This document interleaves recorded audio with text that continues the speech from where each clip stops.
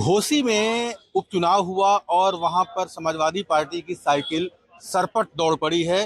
तकरीबन 42,000 वोटों से सुधाकर सिंह जीत हासिल किए हैं समाजवादी पार्टी के प्रत्याशी। भाजपा की जबरदस्त हार हुई है। इस वक्त हम मौजूद हैं गोरखपुर में। मुख्यमंत्री योगी आदित्यनाथ का यह गढ़ है। घोसी का जो उपचुनाव है वह भाजपा के साथ साथ समाजवादी पार्टी के लिए भी जबरदस्त प्रतिष्ठा का विषय था। भाजपा के तमाम मंत्री, तमाम नेता कैंप किए हुए थे। एक बार जब साइकिल की जीत हो गई है, वहां पर साइकिल सरपट दौड़ी है, तो हम मौजूद हैं योगी के गढ़ में। ये पान की दुकान है हमारे पीछे, आप देख सकते हैं। यहाँ के लोकल्स हैं जो पान खाने के लिए आए हैं। इनसे हम भी बात करेंगे और जानने की कोशिश करेंगे कि योगी आदित्यनाथ का गोरखपुर क्या सोचता है घोसी के चुनाव पर। क्या नाम है सर आपका? उज्जवल शर्मा मेरा नाम है। आप कहाँ के रहने वाले हैं? गोरखपुर के ही रहने वाले हैं। घोसी में प्रतिष्ठा लगी हुई थी भारतीय जनता पार्टी की, लेकिन हार गई भाजपा। तो किस नजरिए से देखते हैं आप? देखिए, ये लोकसभा का सेमीफाइनल चुनाव था जिसमें इंडिया की जीत हुई है, क्योंकि सामंतवादी सरकार अभी तक जो भी हैं, यहाँ डिक्टेटरशिप चल रहा है। कोई भी व्यवस्थाएं ऐसी नहीं है, केवल गुंडों और माफियों को छोड़ के, कि वो सामान्य रूप से चले। तो अगर देखा जाए तो ये लोकसभा का सेमीफाइनल था और इसमें हमारे जो भी गठबंधन है एनडीए की और यूपीए के, तो इसमें यूपीए की अच्छी परफॉर्मेंस और जीत है। इंडिया की जीत बता रहे हैं भाई साहब। इनसे बात करते हैं। चाचा, क्या नाम पड़ी आपका? मेरा नाम राजेंद्र सिंह है। सिंह साहब, किस नजरिए से देखते हैं घोसी के उपचुनाव परिणाम को? घोसी का क्या, पूरे देश का मैं आने वाले दिनों में चुनाव देख रहा हूँ। पूरा देश त्रस्त हो गया है इस भाजपा के कुशासन से। यह केवल समाज में बेकारी फैला रहे हैं, लोग बेकार हैं, मुफ्तखोर बना रहे हैं, जिससे समाज पूरा दलित हो गया। आज गांव में खोजिए, एक लेबर नहीं मिलेगा, उसको 5 किलो अनाज मिल जाता है, मनरेगा का पैसा मिलता है, फिर पीकर सोता है, कोई काम नहीं करता है। महिलाएं हैं वो कुछ काम करती हैं। केवल समाज को ये मुफ्तखोर बना रहे हैं। इसलिए आने वाला दिन भारत में इंडिया का शासन होगा। जो संयुक्त दलें बनाए हैं, कांग्रेस, सपा, बसपा, सब लोग मिल करके इनसे उब गए हैं। केवल मुफ्तखोर फैलाए हैं, सांप्रदायिकता फैलाते हैं बस। आपका क्या नाम है भैया? विनोद त्रिपाठी नाम। त्रिपाठी जी, घोसी में जो बीजेपी की हार हुई है और समाजवादी पार्टी के कैंडिडेट की जीत हुई है, उसको किस नजरिए से देखते हैं आप? सबसे पहले तो हम आपके चैनल को धन्यवाद देना चाहते हैं जो आपने घोसी चुनाव पर जिक्र फैलाया। घोसी का चुनाव देखिए, ये इंडिया और घमंडिया के बीच का चुनाव था। पूर्ण रूप से ये जो सत्ता है मदमस्त हो चुकी है। ये सत्ता का हर नेता ओवर कॉन्फिडेंस में बोलता है। वह कोई नेता जनता की बात नहीं करता, ना वो जनता के मुद्दे पर आना चाहता है। वो सिर्फ अधिकार जमाता है। और हमारा हिंदू समाज ज्यादा है, हिंदू समाज पर फोकस करके और ध्रुवीकरण करा के ये लोग चुनाव जीतने के चक्कर में है। जनता कभी अब इन लोगों के साथ नहीं है। ये लोग कभी झूठ बोले थे, जनता उस पर विश्वास कर ली थी और ये लोग सत्ता में आ गए। दूसरी बार ये जो 14 के सत्ता में आ गए, एंटी कन्वेंसिंग मामला था। 19 में पुलवामा घटना बेजोर बना, जिस घटना को लेके, और पठानकोट का हमला, ये दोनों का कॉम्बिनेशन करा के, और हमारे माननीय प्रधानमंत्री जी मंच से इस बात का कहे हैं कि अगर इस शहादत के नाम पर और इस हमारे सेना के नाम पर क्या आप एक बार वोट कर सकते हैं, तो इस जनता ने उस सेना के नाम पर इनको वोट किया। और आज जब से ये सत्ता में आए हैं तब से लगातार हमारी जो ताने बाने बने थे, जिस ताने बाने को हम बना के इस देश को धीरे धीरे आत्मनिर्भर बनाए, उस ताने बाने को ये लगातार तोड़ने का काम कर रहे हैं। और घोसी का चुनाव तो अभी इनको ये एक झांसा है। लोकसभा का चुनाव ये पूर्ण रूप से हारेंगे। ये चुनाव 7 सीटों पर हुआ है, 7 सीटों पर हुआ है, जिस पर 4 सीट इंडिया जीती है और 3 सीट पर बीजेपी जीती है। 2 सीट त्रिपुरा में ये जीते हैं, 2 सीट त्रिपुरा में जीते हैं और 1 सीट और कहीं ये जीत गए हैं। लेकिन ये कहीं जीतने वाले अब है नहीं। जनता इनको वोट दे नहीं रही है। जो भी वोट भी अगर ये पाए हैं तो कहीं न कहीं बहुत तगड़ा वोट है और बहुत संसाधन से जुड़ा हुआ वोट है। वो सामान्य वोट नहीं है जो अब बीजेपी को मिल रहा है। बीजेपी को सामान्य वोट अब मिलने के सामान्य जनता वोट देने के पक्ष में है नहीं, क्योंकि हमारी शिक्षा और स्वास्थ्य शिक्षा प्रणाली को इन लोगों ने इस रूप से बर्बाद कर दिया कि आने वाले समय में अब MA, BA, BBA, BCA कोई करेगा नहीं। क्योंकि इस नाते नहीं करेगा कि अब वो महत्वहीन हो चुका है, अब उसका कोई वैल्यू नहीं रह गया है। क्योंकि कंडीशन रोजगार के क्षेत्र में कोई ऐसा काम इन लोगों ने इंफ्रास्ट्रक्चर ऐसा नहीं तैयार किया जिससे रोजगार सृजन हो सके। तो रोजगार के क्षेत्र में भी ये फेल है और महंगाई से घोसी में जो हार हुई है उसके पीछे क्या रीजन मानते हैं आप? सर सिर्फ बड़बोलेपन, ये लोग जनता को मुट्ठी का समझ रहे हैं। जैसे प्रधानमंत्री आसानी से बोल गए लाल किले से कि 24 में हम ही पार आएंगे, तो लोग ओवर कॉन्फिडेंस में है, ये लोग कहीं अब जीतेंगे नहीं। एक ओम प्रकाश राजभर भी हैं जो कह रहे थे कि नाक का सवाल है।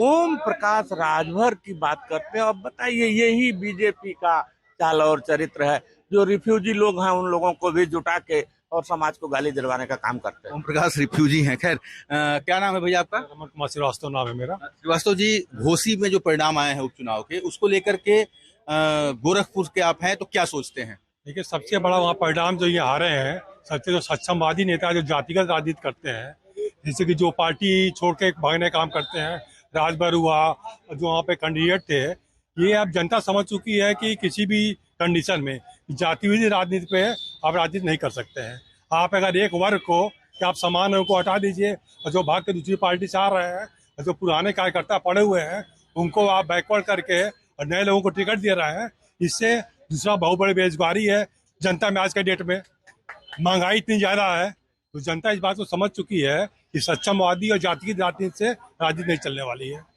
कुछ और लोग हैं, इनसे बात करते हैं। भैया क्या नाम है आपका? अंकित श्रीवास्तव भैया। अंकित जी, घोसी में जो उपचुनाव हुआ और परिणाम जो है आया, समाजवादी पार्टी ने बम्पर जीत हासिल की, वहां पर साइकिल सरपट दौड़ी है वहां पर। तो गोरखपुर के आप निवासी हैं, योगी आदित्यनाथ के गढ़ के निवासी हैं, क्या सोचते हैं आप? नहीं, देखिए, इसका दो रीजन है वहाँ पे। पहला तो देखिए, ये उपचुनाव था, तो जो मेन वोटर होते हैं ना, जैसे कभी भी मेन इलेक्शन होता है तो बाहर के वोटर भी आके जो उस गढ़ के जैसे घोसी के होते हैं वो आके वहाँ पे वोट देते हैं। लेकिन उपचुनाव में कभी भी ना मेन आके वोट नहीं देते, जो लोकलाइट्स होते हैं वो देते हैं। दूसरा, यहाँ पे बीजेपी का कॉन्फिडेंस था, वो बाहरी आउटसाइडर को उठा के उन्होंने अपने कॉन्फिडेंस उठा के उनको लड़ाया। और राजभर का ओवर बड़बोलापन कह सकते हैं कि उन्होंने कुछ ज्यादा ही बोला, उस वजह से वो बीजेपी को लेके डूबे हैं। लेकिन आप इसको ना मैंडेट नहीं समझ सकते हैं, ये उपचुनाव है। सेकंड, आप अभी 6 महीने बाद फिर इलेक्शन होंगे, आपको उसी घोसी में ये जो आप अभी सपा का बोल रहे हैं ना, इसी का बयार आपको उल्टा बहता दिखेगा। आप लोग जैसे यहाँ पे ज्यादा लोगों ने बोला, मैं आपको बता देता हूँ, विपक्ष में अभी इतना भी दम नहीं है ना, जो इंडिया घमंडिया चल रहा था, 10 पर 10 सीट यूपी में नहीं जीतेगी। आप किसको बेस बना सकते हैं? कई लोग बोलते हैं राहुल गांधी उनके नेता हैं। मैं दावे से कहता हूँ कि आप क्या वो अपने बच्चे को राहुल गांधी को एज ए टीचर बना के उनसे पढ़वा सकते हैं? नहीं पढ़वाएंगे। तो जो अपने बच्चों को नहीं दे सकता राहुल गांधी को पढ़ाने के लिए, आप अपने देश को कैसे दे सकते हैं? मेरा सिंपल सा बस यही लॉजिक है।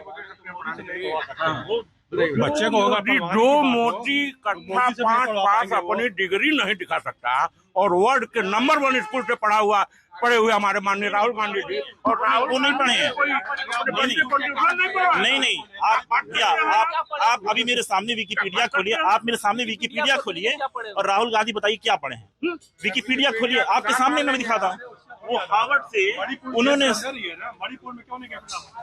चाहे मणिपुर में आज के दिन प्रधानमंत्री चाहे गृह मंत्री क्यों नहीं गए? वहाँ शांति चाहिए कि प्रधानमंत्री चाहिए? शांति कहाँ? यहाँ तो शांति नहीं वहाँ पे भैया। तो मणिपुर का अगर आप देखेंगे ना, तो ऐसे अगर आप नॉर्मल, हाँ भाजपा की सरकार मैं मानता हूँ, लेकिन वहाँ पे आपको अफीम भी देखना पड़ेगा। लेकिन उसके जस्ट आगे आ जाइए, वहाँ वेस्ट बंगाल भी है। एक करके बात करते हैं, आप इधर आ जाइएगा, एक करके बात करते हैं जी। डेट में जो भाजपा की रणनीति है वो रणनीति फेल हो रही है। ऐसा नहीं कि भाजपा के कोई विरोधी यहाँ पे है, लेकिन आज की जो डेट में भाजपा जो भगोड़ों को चांस दे रही है अपनी टीम में, तो गलत है ना ये। आप राजभर को जो कि आज तक योगी आदित्यनाथ जी को 100 गाली देते थे, आज उनको आपने टिकट दे दिया, उनके लिए प्रचार कर रहे हैं। मैंने उनको बोला कि ये राजभर का कॉन्फिडेंस था और बीजेपी की यहाँ पे गलती थी कि उन्होंने बाहर के आउटसाइडर को कैंडिडेट को दिया। लेकिन जब आपने बोलने से बोला कि मणिपुर का, तो मैंने बताया कि मणिपुर को अगर आप देख रहे हैं तो उससे जस्ट पहले वेस्ट बंगाल भी है। आप तो देखा जा सकता है कि यहाँ पर जो है 2 लोग हैं जिनका अपना अपना विचार है, और आप भाई साहब कह रहे हैं कि नहीं इंडिया ठीक है, आप कह रहे हैं कि एनडीए ठीक है। इसी के साथ हम कुछ और लोग हैं, इनसे बात करने के और इनकी राय जानने की कोशिश करेंगे। भैया क्या नाम है आपका? नोमान मंजर।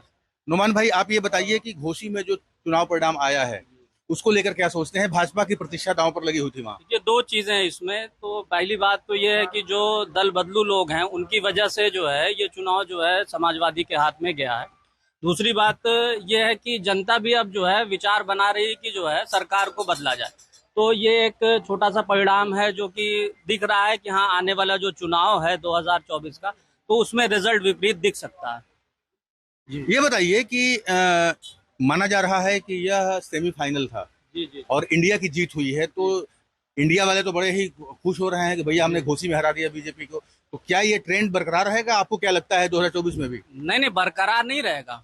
कहने का फाइट रहेगी, मेहनत की जरूरत है। जैसे कि जनता जो है, जनता विचार बना रही है कि हाँ जो है सरकार को बदला जाए। जो परिणाम आया घोसी का, उससे यही जो है दिख रहा है कि हाँ जनता विचार बना रही है। तो देखा जा सकता है कि यहाँ पर जो है तमाम लोग हैं। पान लग रहा है यहाँ पर। जरा हम अपने सहयोगी से करेंगे, दिखाइए आप। पान के दुकानदार भी हैं, इनसे भी एक बार हम जानने की कोशिश करेंगे कि जो है वो इनका क्या कहना है। क्या नाम है भैया? प्रमोद कुमार। प्रमोद भाई, ये बताइए कि घोसी में जो रिजल्ट आया है उसको लेकर के क्या सोचते हैं आप? और अच्छा है रिजल्ट। ऐसे नेता को ऐसे ही होना चाहिए। तो कुछ लोग और हैं, इनसे बात करते हैं। भैया क्या नाम है आपका? आनंद दुबे। आनंद जी, ये बताइए कि घोसी में उपचुनाव में जिस तरह से परिणाम आए हैं, बीजेपी का दांव लगा हुआ था, वहां पर तमाम मंत्री, डिप्टी सीएम और तमाम लोग लगे हुए थे, फिर भी बीजेपी हार गई। तो गोरखपुर के रहने के नाते आप किस तरह से देखते हैं इसको? ये जो चुनाव आ रही है, केवल ये उपचुनाव था। 6 महीने बाद फिर चुनाव होगा। और सबसे मेन पॉइंट जो था बीजेपी का हारने का, इन्होंने दलबलुओं को ले लिया। राजभर को लेना इनकी सबसे बड़ी भूल है, क्योंकि वो जहां देखते हैं मौका परस्त हैं। पहले वो योगी को गाली देंगे, फिर सपा को गाली देंगे। वहां उन्होंने यही किया, राजभर को मिलाया और मटिया पलीत हो गया। और ये वहां की जनता खुद ही बोल रही है कि हमने वोट इसी वजह से नहीं दिया। फिर 6 महीने बाद चुनाव होगा, फिर देखिएगा आप, फिर बीजेपी आएगी। और दूसरी चीज ये है कि वो जो गढ़ है वो मुस्लिम बाहुल, यादव बाहुल और राजभर, तो यादव और मुस्लिम बिल्कुल आएगा। तो देखा जा सकता है कि यहाँ पर तमाम लोग हैं जिनकी अपनी मिलीजुली राय है। और गोरखपुर के लोगों का ये कहना है कि कुछ लोगों का तो ये कहना है कि ये लिटमस टेस्ट नहीं था, 2024 में बीजेपी बेहतरीन प्रदर्शन करेगी। वहीं कुछ लोगों का ये भी कहना है कि 2024 में ही इसी तरह के परिणाम आएंगे।